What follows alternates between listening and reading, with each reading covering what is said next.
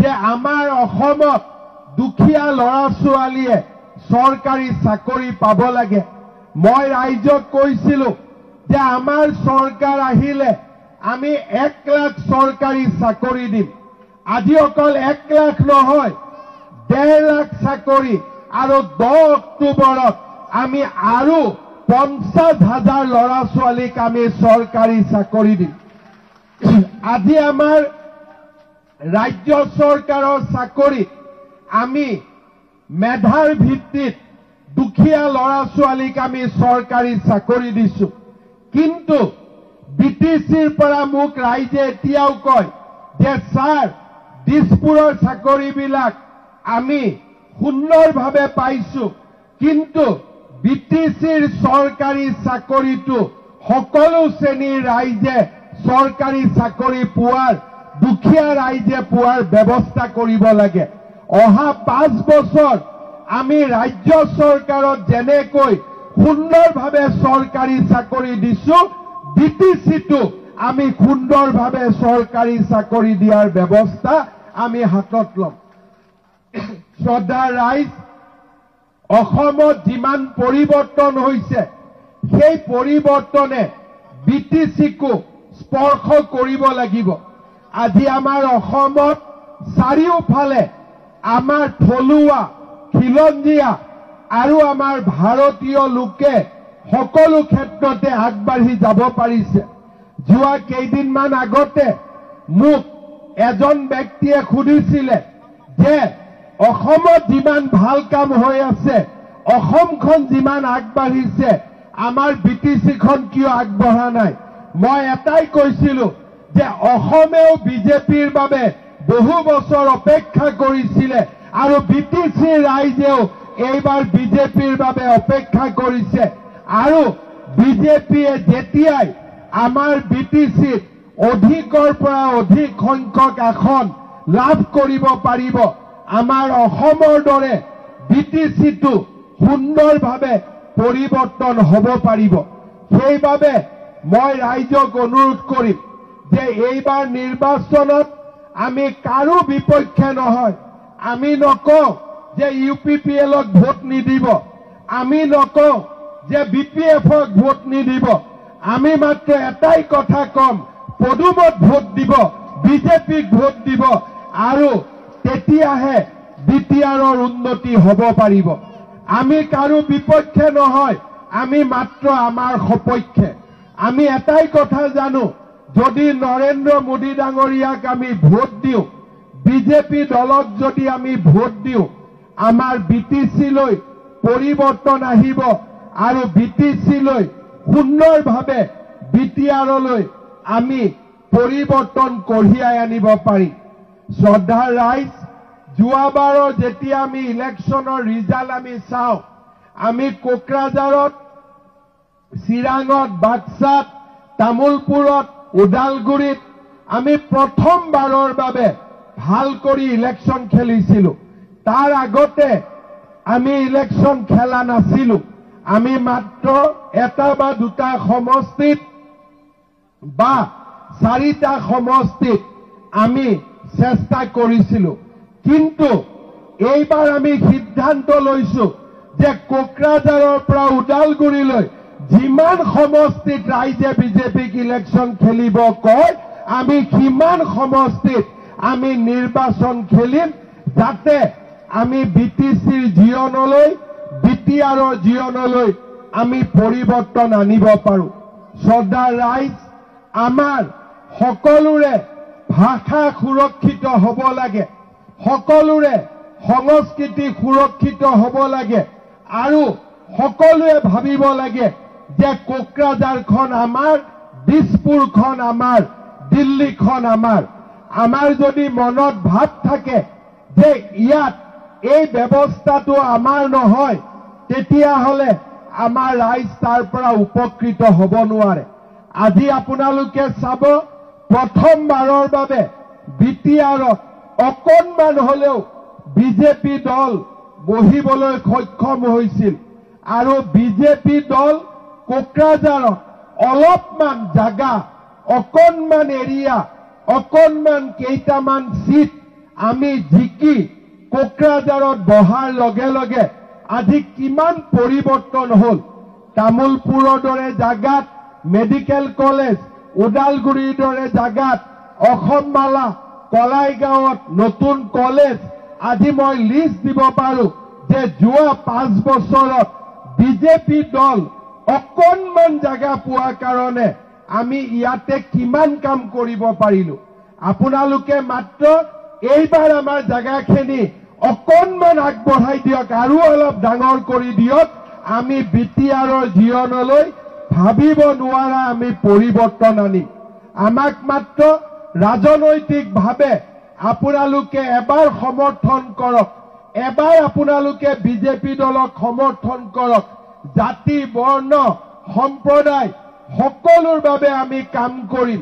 বিটিচিত বঙালী মানুহজনেও ক'ব মই প্ৰথম শ্ৰেণীৰ নাগৰিক, হিন্দী ভাষীজনেও ক'ব মই প্ৰথম শ্ৰেণীৰ নাগৰিক, অসমীয়া ভাষীয়েও ক'ব মই প্ৰথম শ্ৰেণীৰ নাগৰিক, গোৰ্খাইও ক'ব মই অসম শ্ৰেণীৰ নাগৰিক, আৰু আমাৰ বড়ো সমাজেও ক'ব যে হয় আমি সকলোৱে লগ লাগি আমি আমাৰ বিটিআৰখনক, বড়োলেণ্ডখনক আমি আগুৱাই লৈ যোৱাৰ বাবে প্ৰচেষ্টা কৰিম। আৰু সেইকাৰণে আমি যোৱা 5 বছৰত বাথৌ ভগৱানকো আমি পূজা কৰিছো, আৰু আমাৰ দৌল মন্দিৰ নামঘৰকো আমি পূজা কৰিছো। আমি কাৰো মাজত ভেদাভেদ নথকাকৈ আমি আগবাঢ়ি যাবলৈ চেষ্টা কৰিছো। আজিও মোক কোনোবাই কয় যে আপুনি বিপিএফৰ এগেইনষ্টত একো নকয়, আপুনি ইউপিপিএলৰ এগেইনষ্টত একো নকয়। মোৰ কাৰো এগেইনষ্টত ক'বলগীয়া নাই। মই মাত্ৰ এটাই কথা কম, নৰেন্দ্ৰ মোদীক ভোট দিয়ক, বিজেপিক ভোট দিয়ক, আৰু আমাৰ বিটিচিৰ জীৱনলৈ পৰিৱৰ্তন লৈ আহক। শ্ৰদ্ধাৰ ৰাইজ, যোৱাবাৰ মই বিধানসভাৰ ইলেকশ্যনৰ সময়ত কলাইগাঁৱলৈ আহিছিলো, আৰু কলাইগাঁও ৰাইজক মই প্ৰতিশ্ৰুতি দিছিলো যে কলাইগাঁৱত এখন আমি সুন্দৰ কলেজৰ নিৰ্মাণ কৰিম। আজি 33 কোটি টকা ব্যয় কৰি কলেজৰ নিৰ্মাণৰ কাম চলিছে। আজি মই ইয়াত অহাৰ লগে লগে দিগন্তই কৈছে যে দাদা এখন IITও লাগে আমাৰ ইয়াতে কলাইগাঁৱত, আৰু মই আপোনালোকক প্ৰতিশ্ৰুতি দিছো এই 5 বছৰ কলেজ হ'ল, অহা 5 বছৰত IIT হ'ব, আৰু আমাৰ এই অঞ্চললৈ পৰিৱৰ্তন আহিব, আৰু আমি সকলোৱে মিলি একেলগে কাম কৰিম। কলাইগাঁও, মুদৈবাৰী আমাৰ জাতীয় জীৱনৰ এক এৰাব নোৱাৰা আৰু সকলোৰে হৃদয়ত বাস কৰা এখন পবিত্ৰ ভূমি। আমাৰ এই অঞ্চল মুৰাদেউৰ দৰে শক্তিশালী আধ্যাত্মিক পীঠেৰে আমাক ভগৱানে আশীৰ্বাদ কৰে। এই অঞ্চলত আমি সকলো ৰাইজে মুৰাদেউৰ পৰা দলা সত্ৰলৈকে আমি সকলো ৰাইজে একেলগে বাস কৰোঁ, আৰু সকলো জাতি উপজাতি ৰাইজে আমাৰ এই অঞ্চলত একেলগে বাস কৰে। মই ৰাতিপুৱা চাইছিলো মুদৈবাৰীত আমাৰ বড়ো লোক আছে, অসমীয়া ভাষী, বঙালী ভাষী, গোৰ্খা, চাওতালী, আদিবাসী, মুছলিম, ৰাভা, গাৰো, শৰণীয়া, হিন্দী ভাষী, সূত্ৰধাৰ, ক'ব গ'লে সকলো জাতি উপজাতিৰ ৰাইজ আমাৰ মুদৈবাৰীত আছে। হৰিচিঙাতো সকলো জাতি উপজাতিৰ ৰাইজ আছে। মই এটাই বিচাৰো, কেতিয়াবা বিটিআৰৰ ৰাইজে ভাবে যে আমি পিছ পৰি আছো নেকি। আচলতে যদি এখন ভাল চৰকাৰ চলে, বিটিআৰৰ ৰাইজে এটা সুবিধা নহয়, দুটা সুবিধা পাব পাৰে। দিছপুৰো আপোনালোকৰ লগত আছে, কোকৰাঝাৰো আপোনালোকৰ লগত আছে। আচলতে বিটিআৰত যদি কামৰূপ জিলাত এটা কাম হ'ব পাৰে, বিটিআৰত দুটা কাম হ'ব পাৰে। কাৰণ বিটিআৰৰ টকা কোকৰাঝাৰৰ পৰাও আহে, বিটিআৰৰ টকা দিছপুৰৰ পৰাও আহে। আজি দৰঙৰ ল'ৰা এজনে বিটিআৰত চাকৰিৰ এপ্লাই কৰিব নোৱাৰে, কিন্তু বিটিআৰৰ ল'ৰা এজনে ডিব্ৰুগড়ত, তিনিচুকীয়াত গৈও চাকৰিৰ আবেদন কৰিব পাৰে।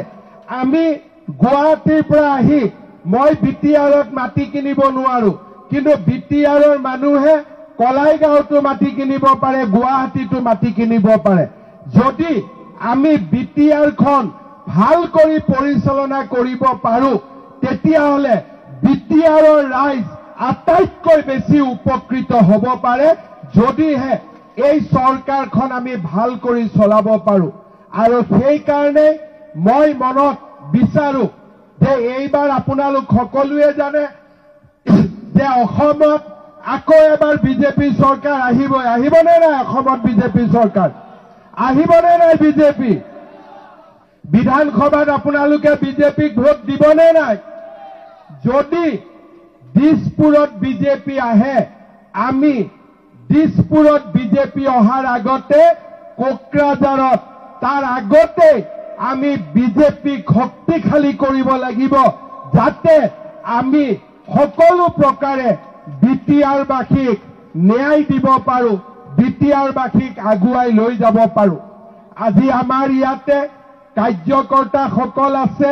মই এটাই কথা আপোনালোকক অনুৰোধ কৰিম, আপোনালোকে ৰাইজক গৈ ক'ব যে এইবাৰ বিজেপিয়ে দিলীপ শইকীয়া, হিমন্ত বিশ্ব শৰ্মা, এইবাৰ আমি বিটিআৰত সিৰিয়াছলি ইলেকশ্যন খেলিব আহিছো। আমি ইয়াতে এনে অহা নাই যে আমি কৰবাত এটা দুটা সমষ্টিত ইলেকশ্যন খেলি এৰি দিম। এইবাৰ আমি এটাই উদ্দেশ্য লৈ আহিছো, 5 বছৰত শান্তি আনিলো, অহা 5 বছৰত আমি বিকাশৰ গংগা এই বিটিআৰলৈ আমি নমাই আনিম। শ্ৰদ্ধাৰ ৰাইজ, মই সকলোকে অনুৰোধ কৰিম, আপোনালোকে বিজেপি দলত আমাৰ দলৰ প্ৰাৰ্থীক ভোট দিয়ক, আৰু এটা এটাকৈ আমি এই অঞ্চলৰ উন্নয়নৰ বাবে কাম কৰিম। যোৱাবাৰ আমি 4টা সমষ্টিত জয়লাভ কৰিছিলো, এইবাৰ আমি 2টা সমষ্টিত ওদালগুৰিত আমি অকণমান ভোটত হাৰিছিলো। কিন্তু এইবাৰ ৰাইজৰ যিমান উৎসাহ, মইতো দেখিয়েই ক'ব পাৰো যে এইবাৰ ওদালগুৰি জিলাত বিজেপিয়ে চমৎকাৰ কৰিব আৰু বিজেপিয়ে বিপুল ভোটত বিজয়ী হ'ব। যোৱা মাহত মই ওদালগুৰিলৈ আহিছিলো, ৰাইজৰ উৎসাহ মই নিজে দেখিছিলো। তামুলপুৰ, বাক্সা, চিৰাং, কোকৰাঝাৰ সকলো জাগাতে বিজেপিৰ কাৰ্যকৰ্তাসকলৰ বহুত বেছি উৎসাহ। মোক মাত্ৰ এটাই কথা কৈ আছে, ছাৰ সব ঠিক আছে, লাষ্টত বুজাবুজি কৰি নিদিয়েতো, লাষ্টত কিবা গণ্ডগোল হৈ নাযায়তো। মই এটাই কথা কৈছো, লাষ্টত আৰু ফাৰ্ষ্টত নহয়, বিজেপিয়ে এইবাৰ অকলে ইলেকশ্যন খেলিব, বিজেপিয়ে ৰাইজৰ আশীৰ্বাদ ল'ব, আৰু বিজেপিয়ে বিটিআৰৰ উন্নয়নৰ বাবে কাম কৰিব। শ্ৰদ্ধাৰ ৰাইজ, আজি মই এটাই কথা বিচাৰো যে বিটিআৰৰ ৰাইজৰ মনৰ পৰা দুখবোৰ যাতে আঁতৰি যায়, বেদনাবিলাক আঁতৰি যায়। কোনোবাই আহিলে মোক কয় যে ছাৰ আমি মাটিৰ কাম কৰিব গলো, 47 চনৰ কাগজ বিচাৰে। আৰে বাবা, 47ত ব্ৰিটিছৰ হাততো 47ৰ কাগজ নাই। আমাৰ অসমীয়া মানুহে ক'ৰ পৰা 47ৰ কাগজ দিব? কাগজ বিচাৰিব লাগে বাংলাদেশৰ পৰা অহা সকলক, অসমৰ মানুহক কাগজ বিচাৰি পেলাই কোনো লাভ নাই। এই কথাটোকে মই বুজাব খোজো যে আজি আমাৰ অসমখন পৰিৱৰ্তন হৈছে, আগৰ দৰে অসম নাই।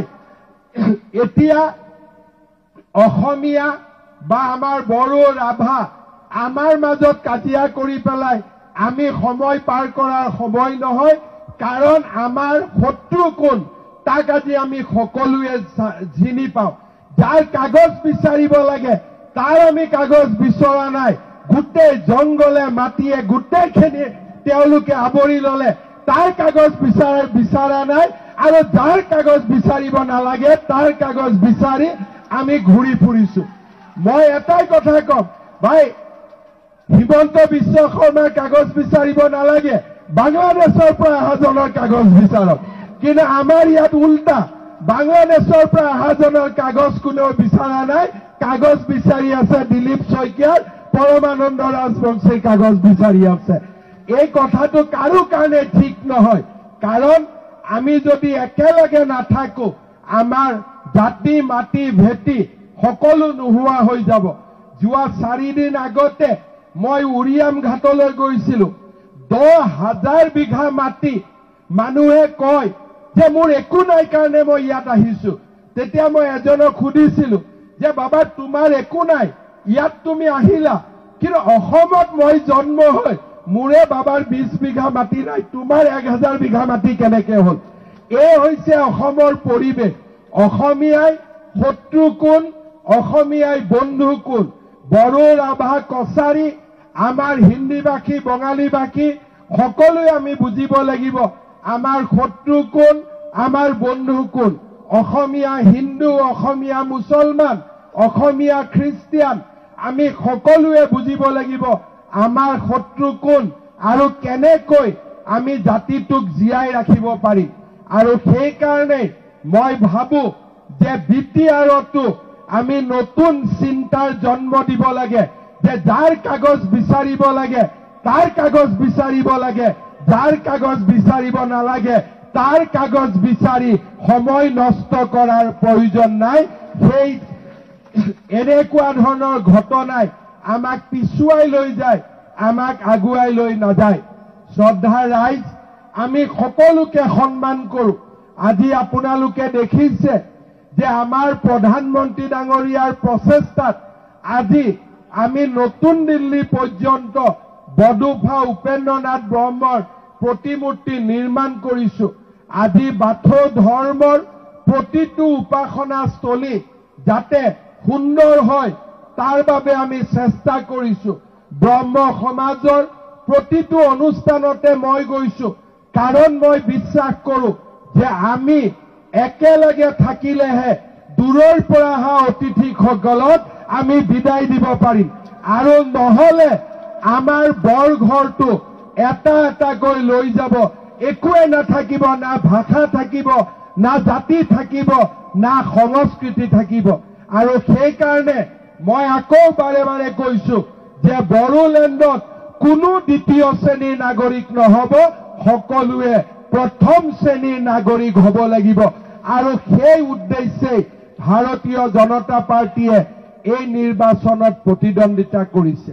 শ্ৰদ্ধা ৰাইজ, আমাৰ নিৰ্বাচন ইতিবাচক। আমি এটা পজিটিভ